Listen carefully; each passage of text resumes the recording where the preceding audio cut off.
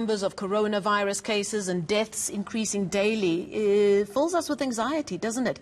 How much more so then for doctors and nurses on the front line? They see the reality of those stories we bring you around shortages of protective gear, equipment, and the lack of enough beds for the rising numbers of COVID-19 cases.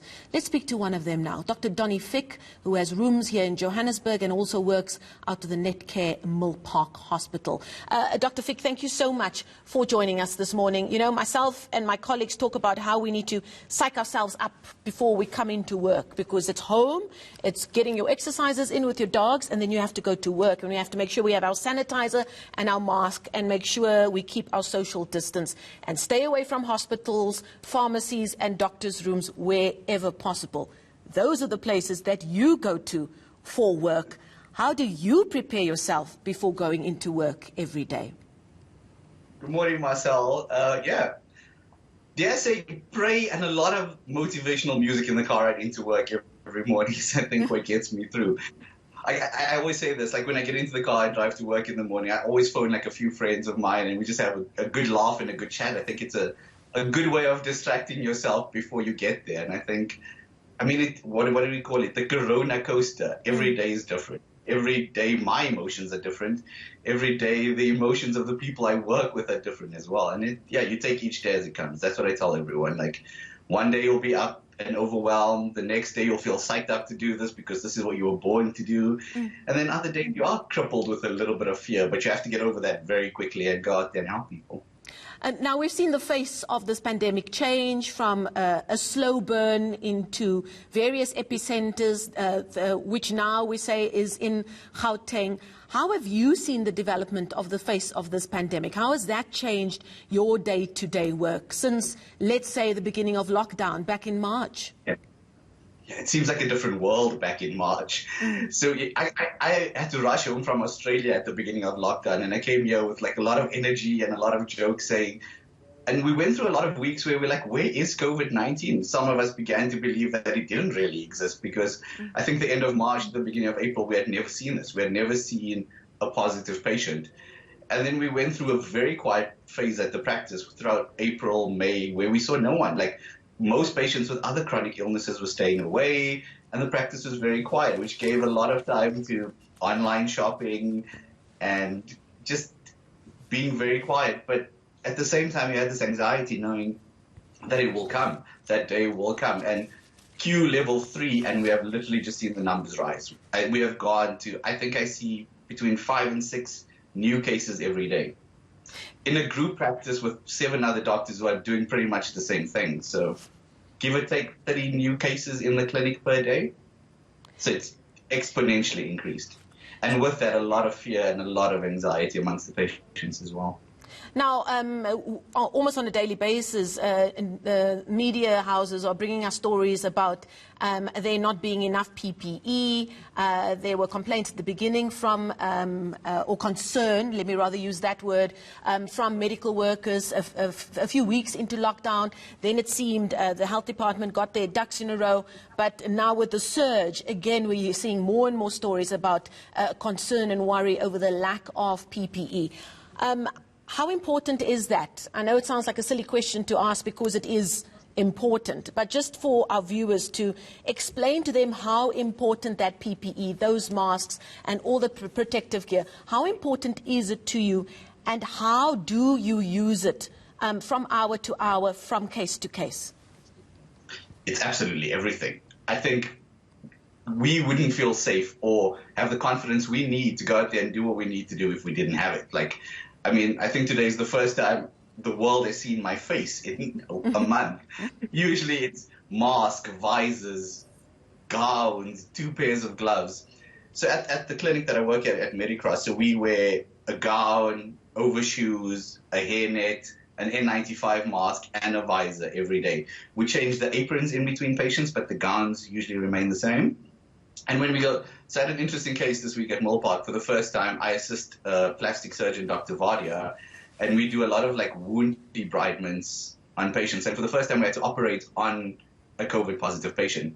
And then it really hits you how important PPE actually is when you actually go into, dare I say, the lion's den and have to work in a situation like that. And then it's even more layers of equipment. And I think most doctors are familiar with the phrases donning and doffing, where there's a whole process of putting on this protective PPE before coming into contact with the COVID positive patient, and then a special technique on how to remove that as well. I think we're very privileged in Johannesburg, in these big centers at the moment, that we have enough PPE for now. I don't know what things are like in the outlying areas in other provinces, but I think in the heart of Johannesburg, right now, we're still very good. How has it changed your bedside manner, as it were, knowing that only your eyes are visible to the person that you're seeing?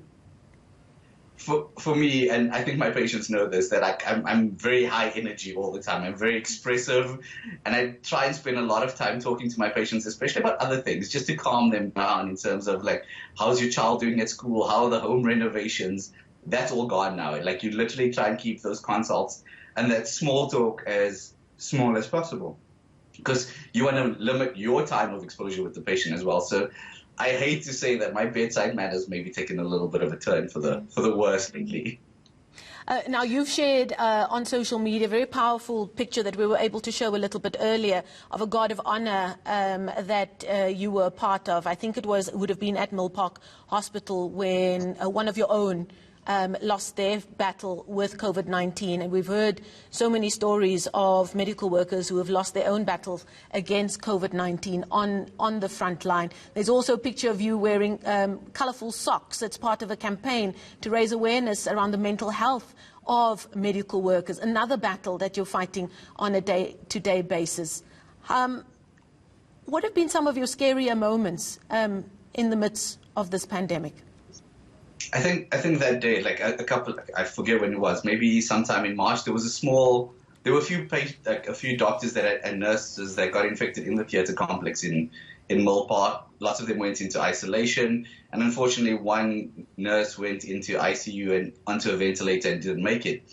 And I arrived at work on that morning when he had just passed away an hour beforehand, and I think that's when it really hit me. Like, all the staff made a guard of honor for him as his body was wheeled out, and I think you have these moments when it hits you, you're like, oh yes, this is real, and this is a really big pandemic. And I think it happened again this week, where you have to operate on someone that's COVID-19 positive, and you're like, just breathe, you've got this, you can do this, and then you go into the theater environment and do what you're trained to do. So it has moments. And I think you are on this roller coaster. Is there a frustration amongst the teams that you are as a family, I would say, almost, as medical workers, when you go from having to have a guard of honor for somebody on the front line that lost their life and their battle against COVID-19, and then you drive home and you drive past a coffee shop or a shopping center or a parking lot, and you see civilians, citizens standing around having a fat old chat without masks on, without social distancing. How does that make you guys feel? Tired and frustrated, you're right. Like, yeah, first of all, I want to just say I'm really, really grateful for the people I surround myself with at work. I mean, these people are so dedicated, and they will give everything to make a difference in patients' lives. They will risk everything, their kids, their family. Unfortunately, I suppose I'm in a different situation that I don't have a family, so it's a bit different for me. But to see mothers come to work every day, to put it all on the line for a patient, and then you're right, then you get this frustration of, guys, please just take this seriously. Please see the bigger picture. And I think it comes down to, it's been a long lockdown, and human nature always puts themselves first. It's my needs, my exercise requirements, my need to socialize that always comes first. And I plead with society, there will be a time and place for that. Just not now, especially as we're going through a surge, that we have to be aware of these things. Stay away from social gatherings. My personal opinion, which I don't think is backed by any science, that most of these infections happen in a social environment. When you go to work, you wear your mask, you keep your social distance, you wash your hands, but the moment you socialize, you let your guard down. Yep. The virus doesn't let its guard down. So you take your mask off, you talk to people, and I've got many phone calls like this in the last week where they're like, Donny, I've been exposed. And I'm like, how has this happened? They're like, well, my girls and I decided to just have a quick get-together because we've missed each other for the last 3 months. And 2 days later, someone called me to say, I've tested positive, and now they panic. They panic because they know they've put themselves at risk and put themselves in a position where they can get COVID-19. So my plea to society is don't put yourself in that risk. Don't put yourself in that situation. There will be a time and place for these things, just not now. Just finally, I think your wife would argue that she is your family, and it's not just constituted by having kids. What kind of impact has this had on your relationship, if you don't mind me asking?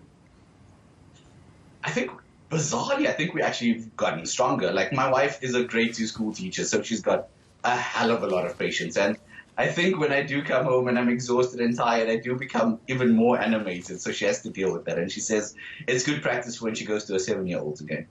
Okay, we'll leave it there.